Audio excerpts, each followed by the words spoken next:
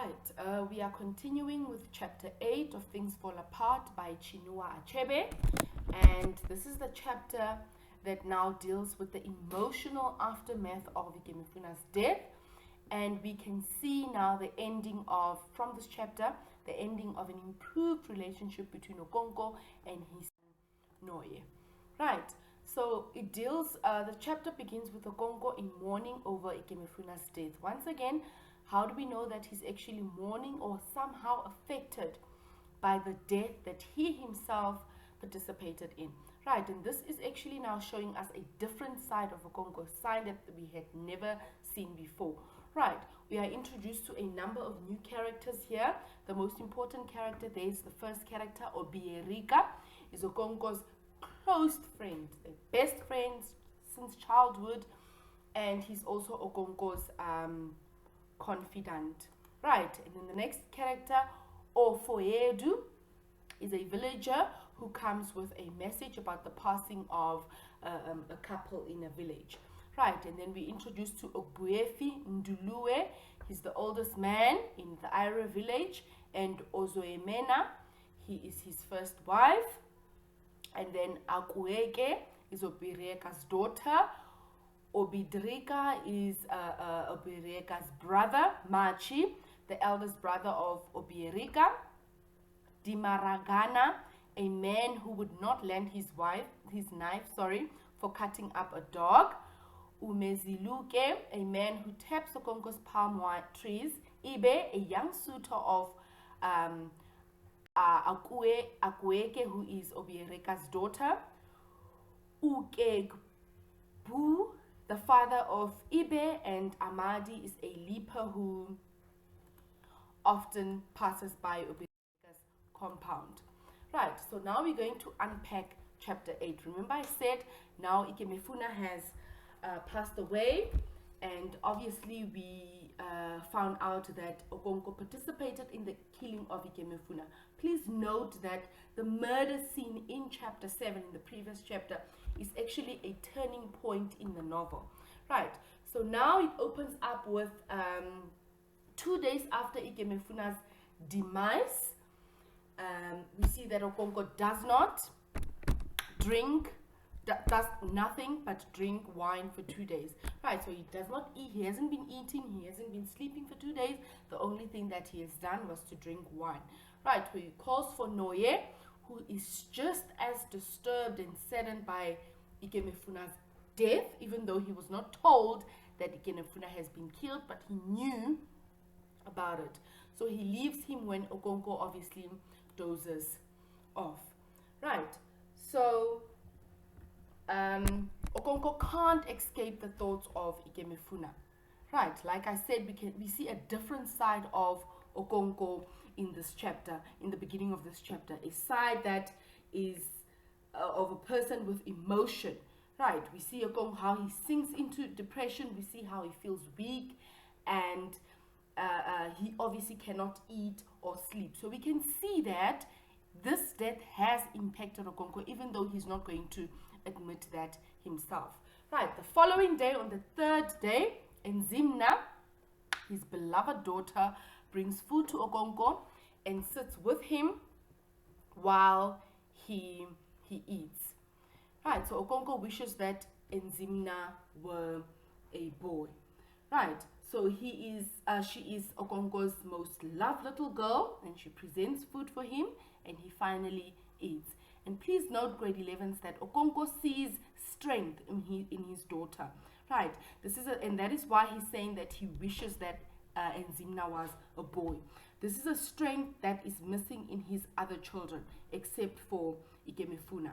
Right, now it is this disturbing realization that reawakens his guilt, and that is why now he's been thinking about Ikemefuna.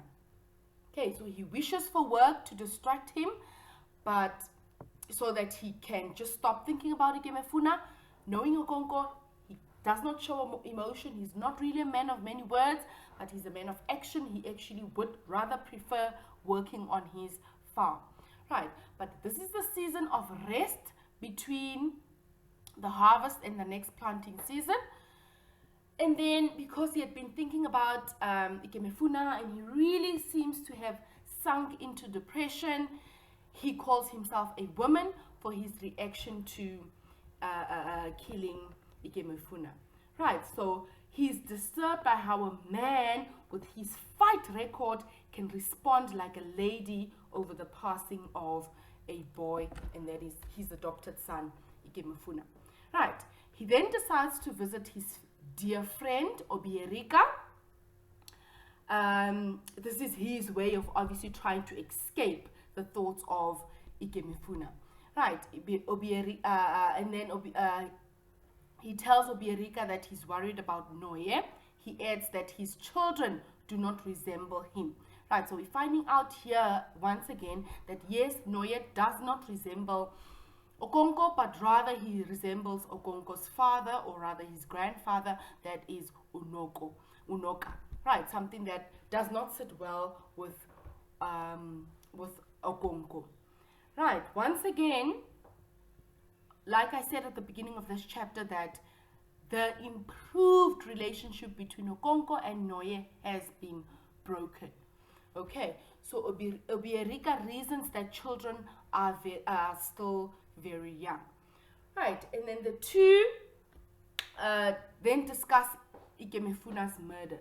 Please note, grade 11s, that even Okonko's closest friend, Obierika, dislikes his role in the murder of Ikemefuna. Right, so Obierika declined to participate and asks Okonko why he took part in the killing of his own son. Right, eventually Obierika mentions that Okonko should not have participated in the killing of Ikemefuna. He calls it the kind of action for which the goddess wipes out whole families. Right, so could this be a foreshadow for Okonko? Could this somehow hint a fate, somehow give us a hint of Okonko's fate? And now, how is this actually significant in the context of the novel? Right, so this is the kind of the justification that Okonko tries to give his friend Obierika. Right, and from this, and please note, for the fact that Obierika refused to partake in the killing does not make him less of a man. And Okonko does not in any way say that his friend is actually less of a man.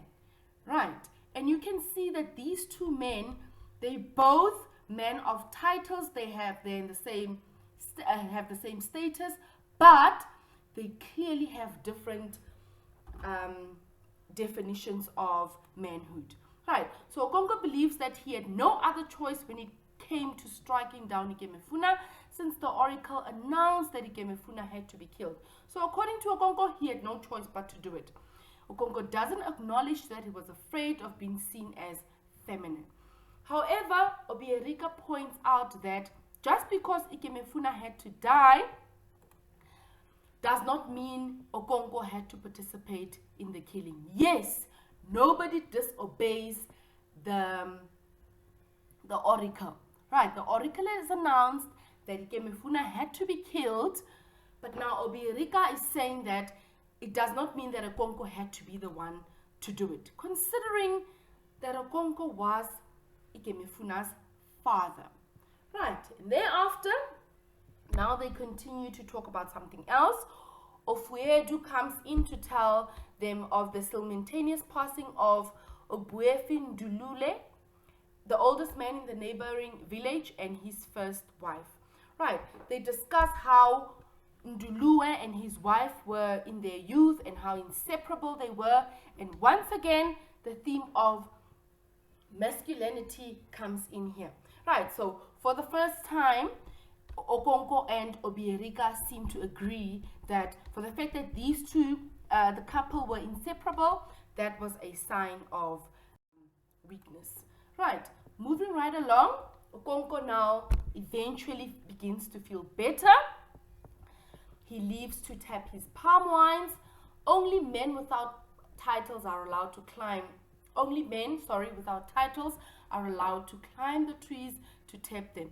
And Obierika says that he wishes he had not taken the Ozo title sometimes, since it pains him to see inexperienced young men killing the trees in the name of tapping. Right.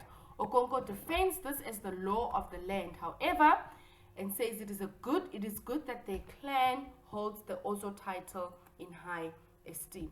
Now, what is the significance of this? We've mentioned two things. We've mentioned palm trees, and we've mentioned palm wine or palm trees.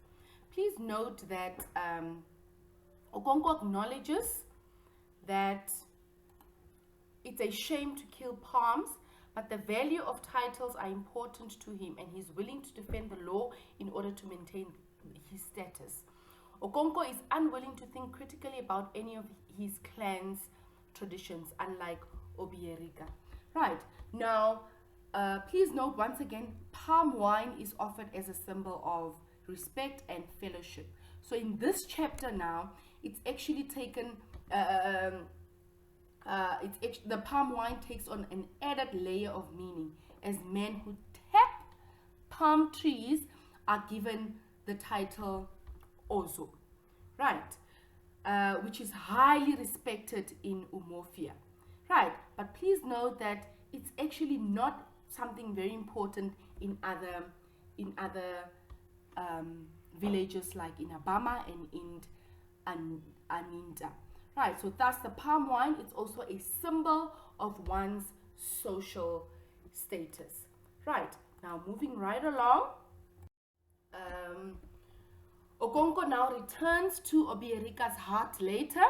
When Obierika's daughter Suta arrives with his relatives, they survey his daughter's body before drinking palm wine and eating. Right, so after the pot is emptied, the suitor's family and Obierika work out his daughter's bride price by passing broomsticks back and forth. Right, so after the pot is emptied, the suitor's family and Obierika work out his daughter's bride price by obviously passing the broomsticks back and forth. After they settle on a bride price of 20 bags of cowries, they criticize the bride price customs of other clans. This is actually something that we can relate to. There's usually, during the negotiation process, there's obviously going to be some conflict that takes place. They discuss other cultures that seem strange to them, and Obierika mentions the story of the white men who have no toes. Sorry, one of the other makes a joke saying that he's seen such a white man, a leaper named Amadi. Right. And then what is the significance of this?